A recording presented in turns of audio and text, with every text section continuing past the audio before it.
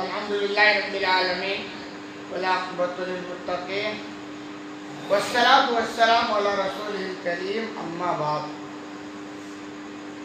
آگے امام بخاری الرحمن باب بالا ہے باب شہادت العامہ و امرہ. باب اس بیان میں کہ اندھے آدمی کی گواہی اور اس کے معاملات کا بیان. ایک اندھا آدمی ہوتا ہے، آپ جانتے ہیں، تو پھر اگر اس کو گواہ بنایا جائے کسی معاملے میں یا وہ گواہی دے یا ایسے دیگر معاملہ ہو، مثال کے طور پر اذان کا معاملہ ہو، اقامت کا معاملہ ہو، امامت کا معاملہ ہو، ایسے اور بہت سارے مسائل ہیں، تو ان کے بارے میں کیا رہنمائی ملتی ہے، آج اس میں اس کے سلسلے میں کیا رہنمائی کی گئی ہے. اس کے تعلق سے موٹی بات ہے، یہ سمجھ لیں. حالانکہ علیمی کا تھوڑا اس میں اختلاف بھی ہے، لیکن جو نچوڑ خلاصہ وہی ہے کہ گواہی دینے میں اگر دیکھنا شرط ہے کسی چیز کا تو پھر اندھا آدمی گواہی نہیں دے سکتا. لیکن کسی ایسے معاملے کی وہ گواہی دے جہاں دیکھنا شرط نہیں ہے، دیکھنا ضروری نہیں ہے، بغیر دیکھے وہ گواہی دے سکتا ہے، تو پھر وہاں جائز ہے. مثال کے طور پر آپ ایسے سمجھ سکتے ہیں کہ دو آدمی لڑ رہے ہوں اور دونوں آدمی کی آواز کو وہ اندھا آدمی پہچانتا ہو. اب اس سے پوچھا جائے بھائی یہ دونوں جب لڑ رہے تھے، وہ اندھا آدمی بیٹھا ہو کہ بھائی ان میں جب لڑائی شروع ہوئی تو پہلے گالی کون بکا تھا. اب چونکہ اندھا آدمی تو آواز دونوں کو پہچانتا ہے نا، تو وہ بتا دے گا کہ صاحب فلاں کی آواز سمجھ میں آئی تو فلاں آدمی نے پہلے گالی بکا تھی. تو یہاں دیکھنا ضروری نہیں ہوا نا، تو ایسے معاملے میں وہ گواہی دیتے کوئی مسئلہ نہیں ہے. ایسے ہی دو آدمی لین دین کر رہے ہوں، مثال کے طور پر کوئی کسی سے قرضہ لے اور گواہ بنانا ہو تو ایک اندھا آدمی اس کو مل جائے ان کو، تو کہے صاحب دیکھو ہم دونوں بیٹھے ہیں، ایک آدمی اتنا روپیہ دے رہا اور ایک لے رہا اور دونوں اقرار کر رہے ہیں، آپ سن رہے ہیں، آپ گواہ بن جائیں. اب جیسے بات ایک آدمی نے کہا میں نے 50,000 روپیہ ان سے لیا، دوسرے والے نے کہا میں نے دیا. اب دونوں کی آواز وہ اندھا آدمی سن لیا، تو گویا وہ سننا اس کے لیے گواہی کا کام کرے گا. کل اگر بات بگڑتی ہے تو کہے گا صاحب دونوں بیٹھے تھے اور ایک دے رہا تھا ایک لے رہا تھا، دینے والا کہہ رہا میں نے اتنا دیا، لینے والا بھی کہہ رہا تھا اتنا میں نے لیا اور میں نے یہ سنا. اس طرح کی وہ گواہی دے سکتا. تو خلاصہ کلام ہے کہ جہاں دیکھنا شرط نہ ہو وہاں وہ گواہی دے سکتا ہے، لیکن جہاں دیکھنا ضروری ہو، شرط ہو، پھر وہاں وہ گواہی نہیں دے سکتا ہے.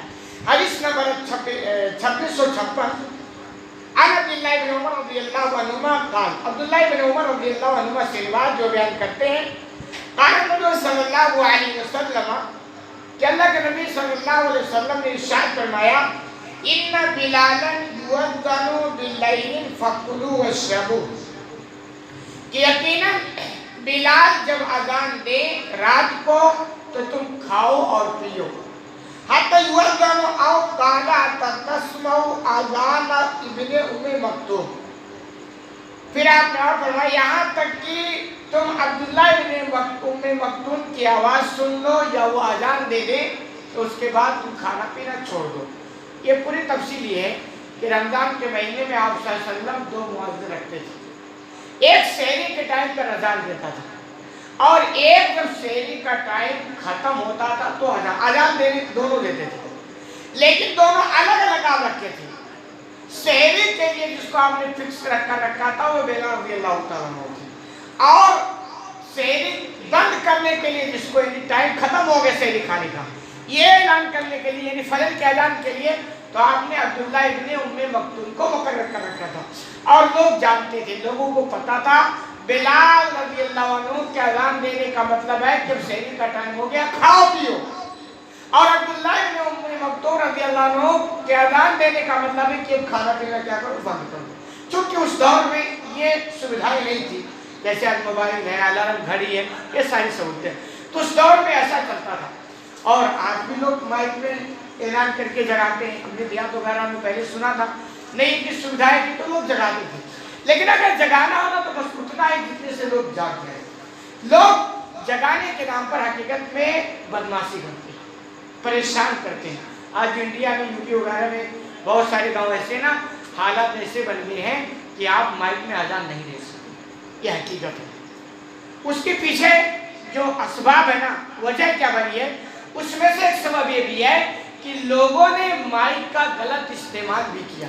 کیا رات کو کبھی بھی آپ شروع ہو جاؤ، کسی کو سونے نہ دو، کیا مطلب یہ مسلم محلہ ہے، مسلم محلے والے خود پریشان ہوتے ہیں اور غیر مسلم محلہ ظاہر سی بات ان کو آپ کی آزاد سے کیا لینا دینا ہے، تو غلط استعمال لوگوں نے کیا ہے۔ اور آج بھی آپ دیکھیں لوگ جہاں مطلب اجازت ہے لوگ شروع کر دیتے، شہری بنانے کا ٹائم ہوا ٹھیک ہے اگر جگہ رہا تو نارمل جگہ تو نا، حالانکہ ضرورت نہیں ہے بھائی، سب کے پاس موبائل ہے، ڈبہ ہے، گھڑی الارم ہے، سب لوگ جاگ جاتے ہیں، لیکن اگر جگانا ہی ہے تو طریقے سے جگہ دو خاموش ہو۔ لیکن وہ شہری بنانے کے لیے عورتوں کو جگانا تھا اور بہنوں کو اور ولی کو جاگنا ہے نا، اب اسی وقت سے مائک شروع کر دیتے اور پورا سپورٹ شروع، یہ غلط استعمال ہو رہا جس کی وجہ سے پابندی لگ گئی۔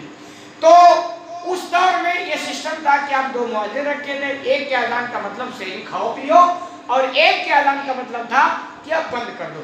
تو کہہ رہے وَقَانَ ابن ام مکتوم رجلا اعمى، اور عبداللہ ابن ام مکتوم جو تھے وہ ایک اندھے آدمی تھے، یہی بات سے تعلق ہے۔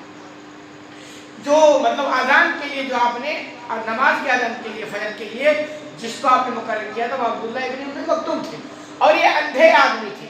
کہہ رہے ہیں لا یؤذن حتی یقول له الناس اصباتا، کہ وہ اذان نہیں دیتے تھے یہاں تک کہ لوگ ان کو بتاتے کہ صبح ہو گئی اب اذان دو، کیونکہ ان کو ٹائم کا پتہ نہیں چلتا تھا نا، لوگ بتاتے تھے۔ لیکن جب وہ اذان دے دیتے تو لوگ ان کے اذان پر بھروسہ کر کے اور کھانا پینا کیا کرتے تھے، چھوڑ دیتے تھے۔ یہی ہے کیونکہ گواہی دے رہے ہیں نا کہ صاحب ٹائم کھانے پینے کا ختم ہو گیا بند کر دو۔ یہی بات سے تعلق ہے کہ اگر اندھا آدمی ممکن ہے کہ وہ کسی چیز کی شہادت دے، گواہی دے اور چانس سائز کا تو اس کی گواہی مانی جائے گی، لیکن جہاں دیکھنا ضروری ہو جائے، دیکھنا شرط بن جائے تو پھر ایسی جگہ پر ان کی گواہی کا اعتبار نہیں ہوگا۔ اللہ رب العالمین سے دعا ہے کہ العالمین تمہیں کہانی سے زیادہ عمل کرنے کی توفیق عطا فرمائے۔